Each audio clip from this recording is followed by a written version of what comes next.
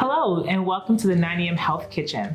I'm T'ara, a diabetes care specialist and a person living with diabetes. And I'm Qiana Drew, a health coach for people with diabetes, and I also live with diabetes.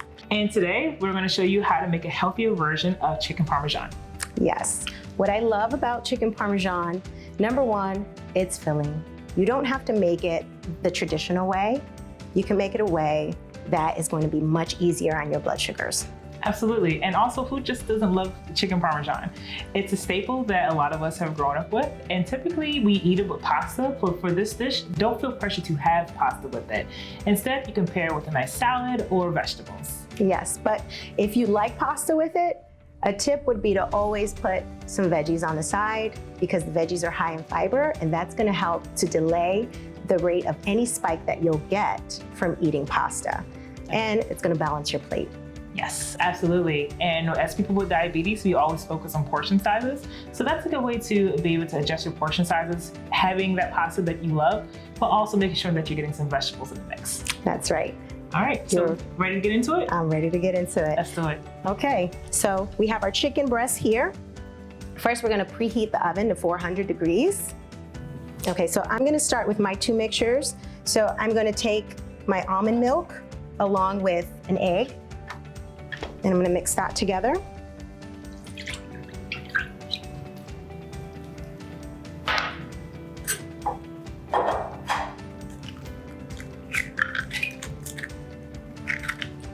There we go, and I'm gonna mix that.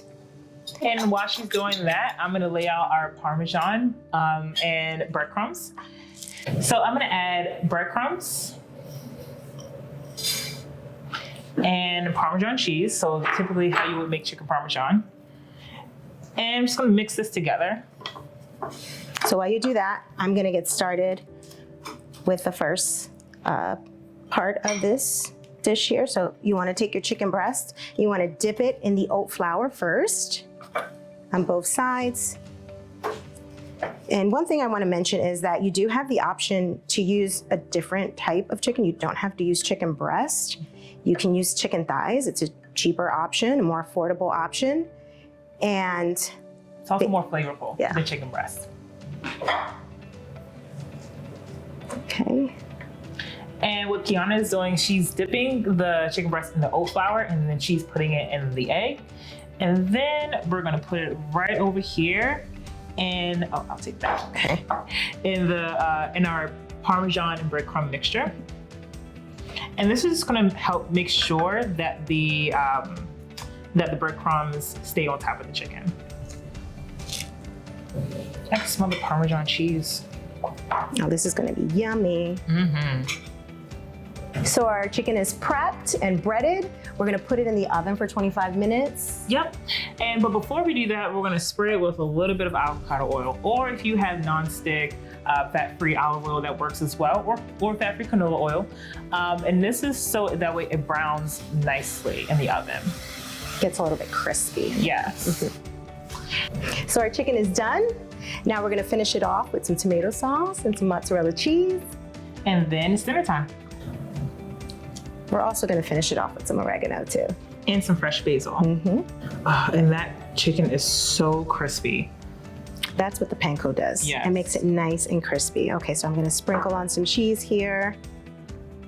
I don't know about you, but I like my things extra cheesy. I just love cheese. I love that pull that you get with chicken Parmesan. When you cut into it, you get that cheese, the marinara, all in one bite, and you just see the pull of the cheese as you're slicing through it. Fresh herbs on top, fresh and dried herbs, and then I think we're good.